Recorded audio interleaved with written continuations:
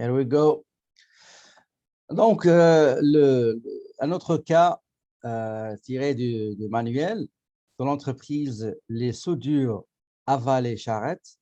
Son exercice se termine le 31 décembre, l'année X. Donc, on ne donne pas l'année. L'entreprise possède un équipement qu'elle avait payé à 2 400 $ avant sans taxe. Au 1er janvier 20X3, l'amortissement cumulé depuis l'achat de cet équipement est de 1 700 $. Ce 1er janvier 20X3. Ça veut dire au 31/12/20X2, on a terminé l'année avec un cumul d'amortissement de 1 700 $. Et on a débuté l'année suivante, N plus 1 qui est 20X3, par ce cumul-là. Au moment de l'achat de l'équipement, on avait estimé que la durée de vie utile de cet équipement est de 5 ans. Et qu'au moment où on désire, où on décide de le vendre, on a estimé une valeur pour le vendre. Cette valeur-là, qui est la valeur visuelle, est de 400 $. De plus, il avait décidé de l'amortir selon la méthode de l'amortissement linéaire normal. Le 1er juillet 20X3, après 6 mois de 20X3,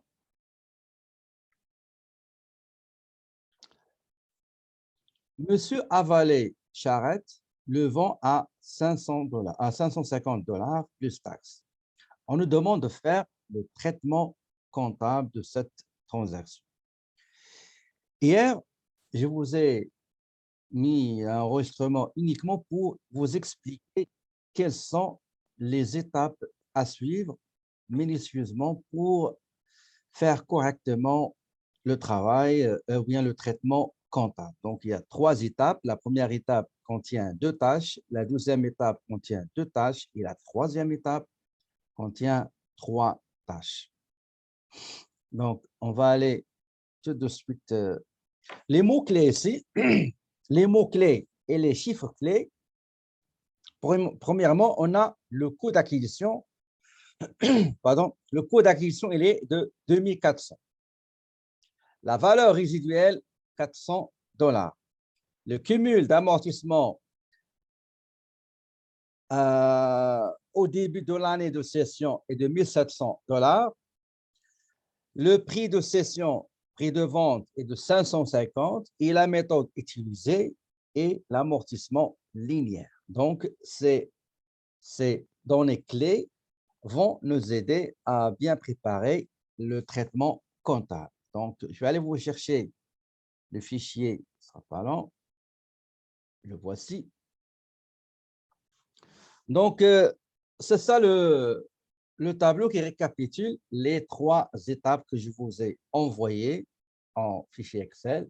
Et aussi, j'ai dédié un enregistrement uniquement pour vous expliquer avec plus de détails comment traiter les cessions, les ventes, les dispositions des immobilisations étape par étape. Et dans chaque étape, il y a des tâches. Donc, étape 1, il y a 2 tâches.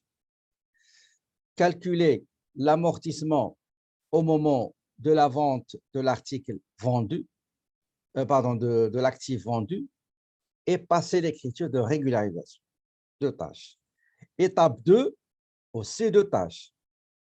On va déterminer la valeur nette comptable après cession et on va dégager, déterminer, calculer soit un gain réalisé ou une perte subie. Et la troisième étape contient 3 tâches. La première, c'est comptabiliser la cession. Deuxième étape, faire sortir l'actif immobilisé, radier l'actif immobilisé, retirer l'actif immobilisé qu'on a cédé de l'actif des immobilisations, c'est-à-dire du patrimoine de l'entreprise. Et puisque l'immobilisation est toujours collée, associée avec un autre compte cumul des amortissements, lui aussi, le compte cumul d'amortissement doit lui aussi être retiré, radié du patrimoine de l'entreprise. Ça veut dire patrimoine des immobilisations. On commence tout d'abord. L'équipement, c'est le compte numéro 1600. Ici, j'ai mis un petit tableau. Donc, au 31-12-20X2, il y avait, est-ce que vous pouvez m'écrire, s'il vous plaît, on va le faire ensemble, est-ce que vous pouvez m'écrire, à la fin de l'année 20X2, c'était quoi le cumul des amortissements depuis l'achat de cet équipement? Au 31-12-20X2. Ce n'est pas 20X3, 20X2.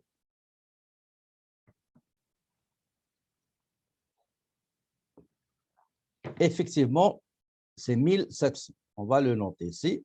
Donc, 1700. 1700, on a fini 20X2 avec un cumul de 1700 et on a commencé le 20X3 avec ce montant-là. Donc, j'ai relié, regardez, ce cumul amortissement début fin X2 avec début X3. D'accord? Juste avec cette information. Maintenant, le coût d'acquisition, pardon, j'ai oublié, le coût d'acquisition, on a dit, c'est 2400. La valeur résiduelle, c'est 400. Maintenant, on a besoin, dans cette étape, on a besoin de déterminer, durant l'année de cession qui est 20X3, uniquement 20X3, l'année de vente, l'année de disposition, l'année de cession. Je dois déterminer quel est le total des amortissements uniquement du 1er janvier 20X3, qui est l'année de cession, jusqu'à la date de cession. Donc, durant 20X3, on a utilisé l'équipement en janvier, février, mars, avril, mai et juin. Donc, janvier, février, mars, avril, mai, juin. Donc, elle est restée dans le patrimoine de l'entreprise pendant 6 mois. On doit calculer l'amortissement de ces 6 mois-là parce que le 1er juillet, il a été vendu. Donc, la formule, elle est simple. On sait que l'annuité de chaque année, l'annuité ou bien l'amortissement de chaque année, je vais essayer de l'écrire ici pour vous expliquer. Donc, ça, c'est l'annuité. C'est la valeur d'acquisition moins la valeur résiduelle, le tout divisé par 5 ans parce que c'est la durée estimée. OK? Donc, la valeur d'acquisition, c'était 2400 $, moins la valeur résiduelle, 400 $. OK? Le tout divisé par 5. Et vous allez trouver donc 400. Voilà, 2400 moins 400, c'est 2000 sur 5, c'est 400 $. Ça, c'est pour chaque année. Ça, c'est l'amortissement de chaque année. Ça, c'est l'annuité.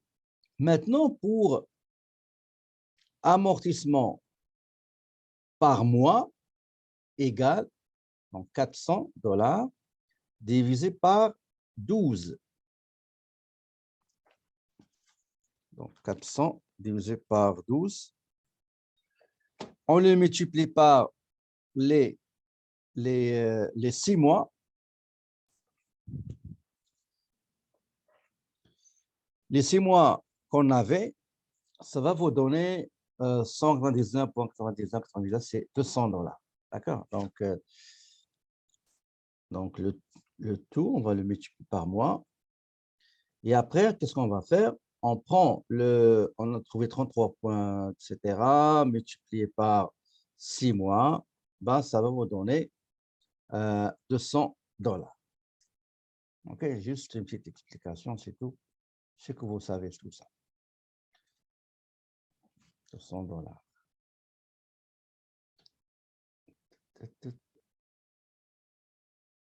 200 $. Très bien. Donc, on va le mettre ici. Donc, j'ai juste expliqué tout ça ici, mais ici, on va le faire. Donc, on a dit 2400 moins 400 $ divisé par 5, ça c'est l'annuité. Le tout sera multiplié par 6 divisé par 12 mois d'utilisation, bien sûr. J'ai mis ici, oublié, égal, voilà. Donc, ça donne 200 $. 200 $, elle est là. Donc, j'ai relié 200 ici. Donc, depuis l'acquisition de l'équipement jusqu'à la date de cession la date de cession qui est 1er juillet, le total des amortissements est de 1 900 $. 1200, 1700 depuis l'acquisition jusqu'à la fin de 20X2. Et dans l'année de cession, depuis le 1er janvier jusqu'au fin juin, c'est 200. Donc, le total, c'est 1 900. Maintenant, la date de cession d'équipement, on a dit c'est le 1er juillet 2020X3. Avec ces données-là, je peux remplir, regardez, le reste a été rempli automatiquement, calculé automatiquement, à condition, bien sûr, de bien calculer correctement ces données-là. Bon, maintenant, qu'est-ce qu'on va faire? Je vais enlever ça. Voilà.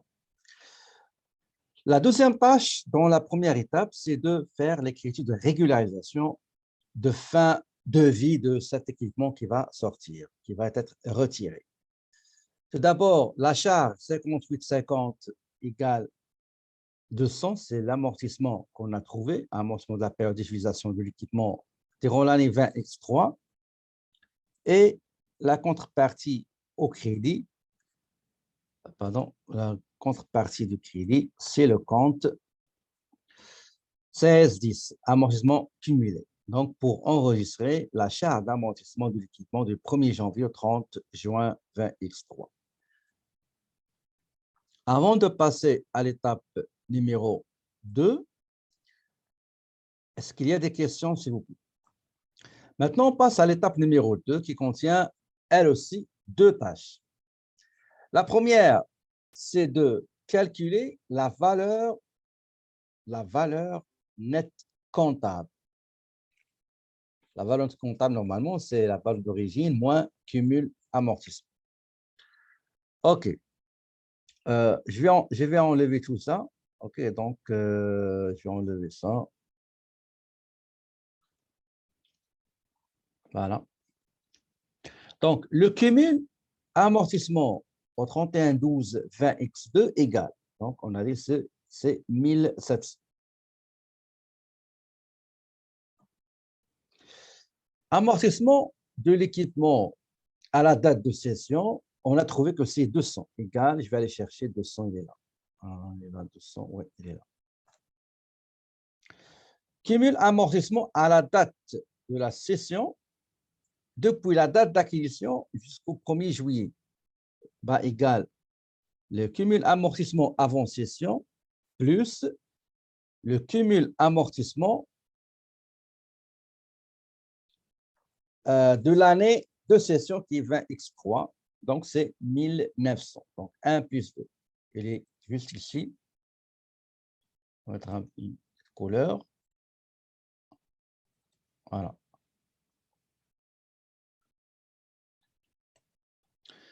Maintenant, le coût d'acquisition de l'équipement. Le coût d'acquisition de l'équipement, parfois, on l'appelle valeur d'origine. Okay. C'est 2400. Elle est là en haut, oui, ici, 2400. Maintenant, la valeur comptable de l'équipement, on va donner notre couleur ici. Celui-là. La valeur nette comptable de l'équipement à une période P ou un instant T, c'est le coût d'acquisition moins le cumul des amortissements. Okay? Moins le cumul des amortissements, ça veut dire 4 moins 3, donc c'est 2400 égale 2400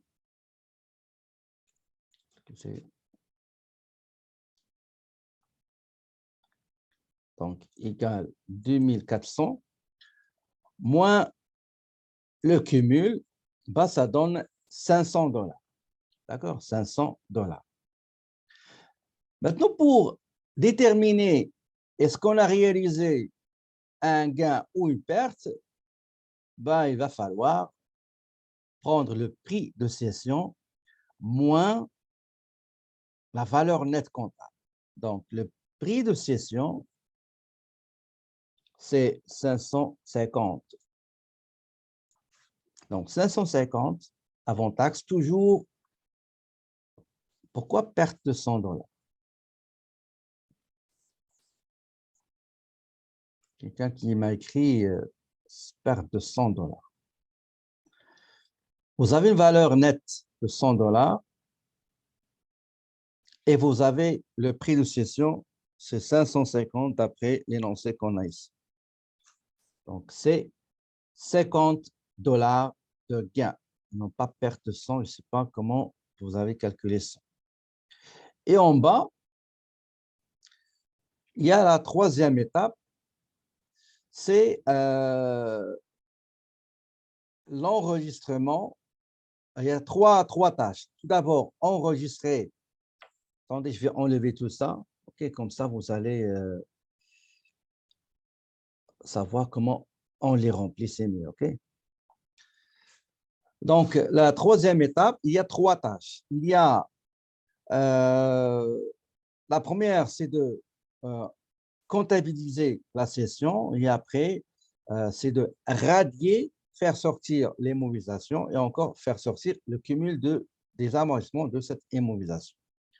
Donc, prix de cession égale 550, il est là. Donc, ici, j'ai les taxes, la TPS et la TVQ, parce que ce montant-là, les taxes TPS, j'en aurai besoin. Coût d'acquisition de l'équipement vendu. Ben, coût d'acquisition, c'est celui-là.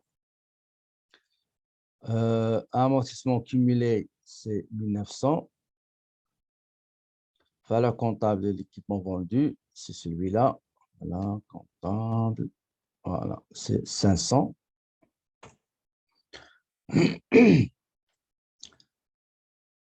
Donc, ici, dans ce journal général, donc, on a l'encaisse.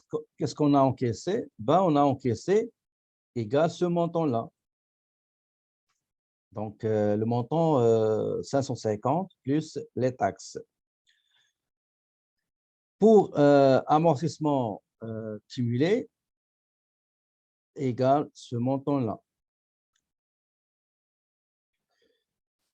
Pour ce qui est équipement, donc, il doit sortir de sa valeur d'acquisition de 1400. Voilà. En ce qui concerne le gain, vous pouvez le relier avec le gain ici ou ici, ou bien vous faites une formule entre les écarts entre d'autres montants. La TPS et la TVQ, ils sont là. Si vous voulez vérifier, vous juste faites le total ici pour voir est-ce que vous avez les chiffres corrects, juste pour s'assurer tout simplement. OK?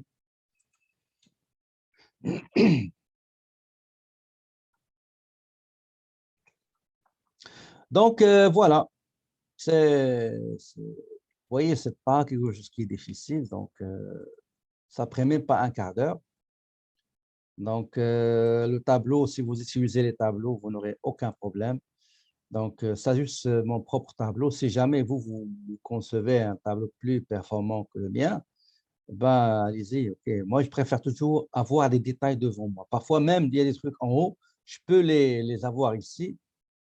Parce que le fait de me déplacer en haut et descendre, je risque de prendre la mauvaise case. Donc, je préfère les avoir juste à côté de moi ici. C'est correct. Bon, est-ce que vous avez des questions, s'il vous plaît?